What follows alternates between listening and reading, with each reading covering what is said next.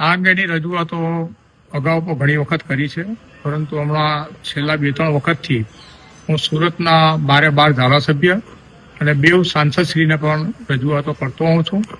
Mayor, deputy mayor, municipal commissioner, standing chairman, police commissioner આ બધાને તો કરું જ છું, પણ સાથે 12 ધારાસભ્યોને પણ હું જોડું છું કે ભાઈ અમારા ધારાસભ્યોનું કદાચ જોર ઓછું પડતું હોય વોલ સિટી માટે તો આપ પણ અમારા સપોર્ટમાં આવો, હું વોલ સિટીને બચાવો ગમે એમ કરીને, એવી મારી પ્રયત્ન હોય. સૌથી મોટી સમસ્યા અમારે ત્યાં મૂળ સુરતીઓને જે સુરત છોડીને જવું પડે છે એ મોટી સમસ્યા છે ને એનું કારણ વોલ સિટીમાં મલ્ટીલેયર પાર્કિંગનો અભાવ છે અને દબાણને કારણે આ સમસ્યા ઊભી થાય છે. વરાછાની પ્રજા લડાયક છે, વરાછાના ધારાસભ્ય લડાયક છે. જો એની પર કાર્યવાહી નહીં કરવામાં આવે તો પબ્લિક જાગૃત થઈને મને લાગે છે કે કદાચ આ સમસ્યા માટે ત્યાં સમિતિ પણ બની છે. એટલે પ્રજા જ્યારે રોડ પર આવી જતી હોય ત્યારે કોઈ પણ સમસ્યાનો ઉકેલ લાવવો જ પડતો હોય છે.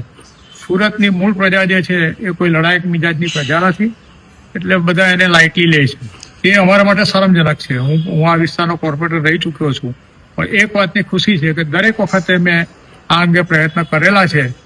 તંત્ર કદાચ નહીં કરતું હોય તો એ તંત્રનો વાંક છે, અમારો નથી.